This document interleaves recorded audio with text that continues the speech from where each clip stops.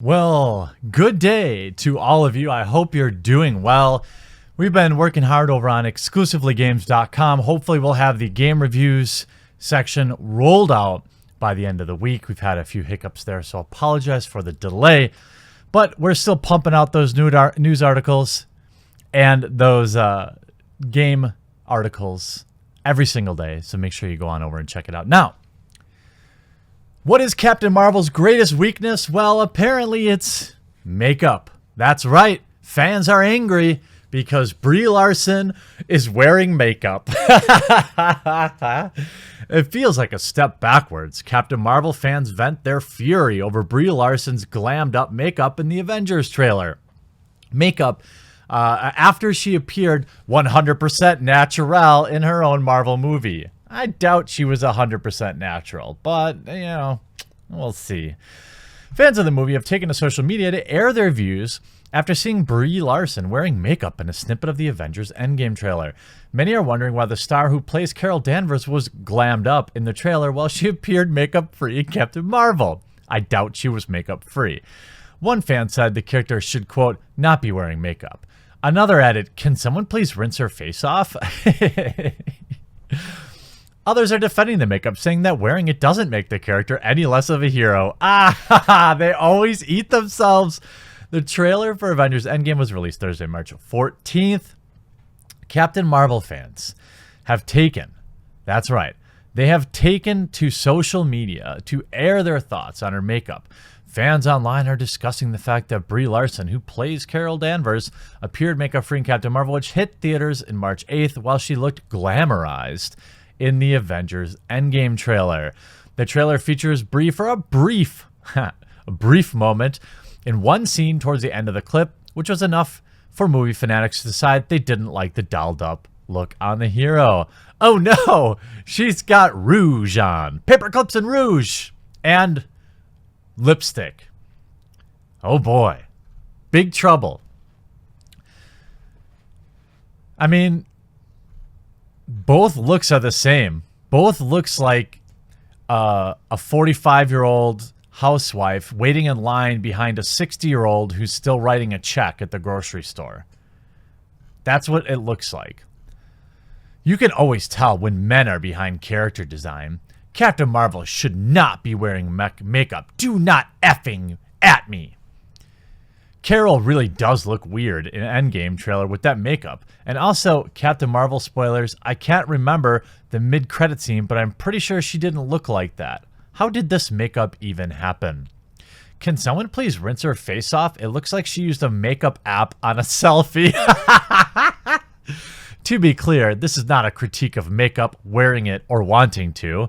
It's a critique of men changing the presentation of female character because she was built, didn't match their vision of how she should be. And again, we don't know. We have no idea whose decision it was for Cheese Larson to wear makeup. Carol Danvers looking pristinely covered in makeup and all glammed up in that new trailer as opposed to our Captain Marvel look. Reblog if you disagree. I'm not having that poop. Hey, maybe it was a scene where she was undercover at some sort of fancy event. I don't know. Maybe she was on a date. Maybe. I don't know. We'll have to wait and see. Why is Captain Marvel wearing red lipstick and a full face of makeup? Carol hasn't been to Earth since the 90s. You think Nat would give her free range on her closet/makeup? You think Carol cares about fashion during imminent battle? I don't know. I don't know. It's a fictional character.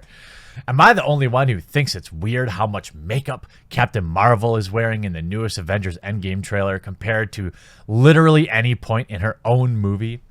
One Twitter user said she didn't understand why there was need for Brie to wear makeup in Endgame when she appeared to look more natural. Other users replied to the tweet, you can always tell. Oh, we saw all these. Again, she wrote in a series of tweets, in Captain Marvel, we saw Carol throughout her whole life, from childhood to adult in flashbacks. In every single flashback, she had the same tomboyish style. It doesn't make sense to change her style after she spent decades not being feminine. Why?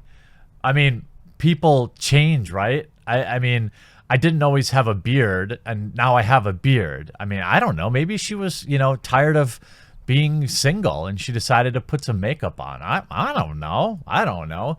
But the real question is, what is Captain Marvel's weaknesses? That's right. I'm surprised she has any at all.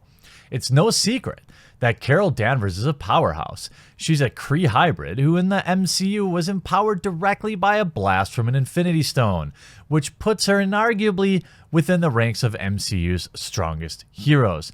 But no character can be completely without weakness. I'm guessing it's going to be the patriarchy. Not even the mightiest Earth's mightiest Avengers.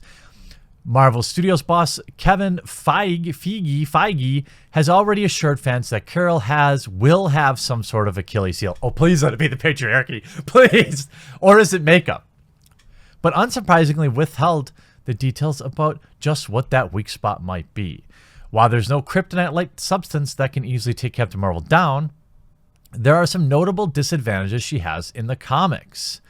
Basically, it's probably no surprise given, oh, you know what it might be? It might be, her biggest weakness might be self-confidence. She'll breaking the chains of low self-esteem will be her biggest weakness. It's probably no surprise given her higher, further, faster motto that Carol tends to struggle against limitations, especially when those limitations have to do with how much or how frequently she can use her abilities. One of the most notable examples came from Carol's own brain turning against her for a brief time during a solo comic. Again, there you go. Self-esteem. Carol versus allies and enemies. Carol's track record with infighting other heroes isn't the greatest. Girls not getting along? Shocking. I know my hate watchers that are like, stop covering Captain Marvel. You're so obsessed. Hey, stop watching it. You know, if Captain Marvel videos, I'm only going off what my viewers are telling me, and they like to watch them. Do these videos get more dislikes than my standard videos? Sure. By the way, please remember to like this video. But I'm doing 2 or 3 videos a day. If I throw in a Captain Marvel video, most people don't care. It's just, you know, the screechers. Steve Rogers may not able to go head to head with Carol in a fist fight and win. He's only human, empowered by the super serum. Giggity. Not in a cosmically enhanced alien hybrid, but that doesn't mean Steve Rogers hasn't found his fair share of ways to keep Carol down and out when he absolutely needs to. Even if it's not physically fighting her, Steve has disbarred Carol from the active Avenger roster multiple times, including an instance in the late 90s after she botched a mission against the Kree. Of course, it should be noted that Carol and Steve are usually allies and close friends. But superhero comics love their soap opera-style drama, so when the two captains have a falling out, it's usually pretty major. In fact, Carol and Steve have found themselves on opposite sides of major conflict multiple times in recent history, specifically in both incarnations of the Civil War event. Carol versus the MCU. What does this mean for Captain Marvel? Well, Carol's history tells us anything. It's that to hit her where it hurts takes some real planning. Often, it's not about bringing superior firepower or going toe-to-toe with her in a brawl, but destabilizing her in some fundamental level. Ask her where she gets her mustache waxed. And then attack! So that she's unable to bring the full extent of her abilities to fight. Naturally, that sort of weakness is rife with cinematic potential. We've already seen Carol have some issues sorting out her identity and her memories, which could very easily come back to haunt her down the line. This is something Carol's stories have grappled with over decades. Now, I will say for IGN, this is a reasonable article. I'm surprised. Another key weak spot might be to put some sort of physical limitation on her powers. Maybe it will circle back to the Tesseract, or maybe it will relate to her hybridized Kree human DNA, but Carol traditionally doesn't handle limits very well. Are you saying she lives by her own rules? Are you saying she's a strong, independent woman who don't need no man? Like Thor being stripped of his hammer, stripping Carol of one or more of her powers would spark an entirely new journey of self-discovery. Interesting. Let's see what the comments say. The script. Merging onto the highway. Some might argue that her weakness is Brie Larson. She's allergic to bees. Is it just me, or does she not seem that powerful in her film? With her now being the strongest Avenger, I was expecting much bigger showcase of her strength rather than flying into space and blowing up some spaceships. Thor has accomplished so much more. Well, they probably... White men. Oh, poor sales. Well, I don't know about that. I'm pretty sure the film's doing just fine. Let's look at Box Office Mojo, actually. Why not? Let's take a look at Captain Marvel on its journey to $1 billion. We've got $277 million currently in domestic, obviously with $530 million foreign, taking it to $807 million. That's pretty impressive. I will say that I don't think that it's going to reach $1 billion. I'm starting to wonder if it really is going to reach $1 billion.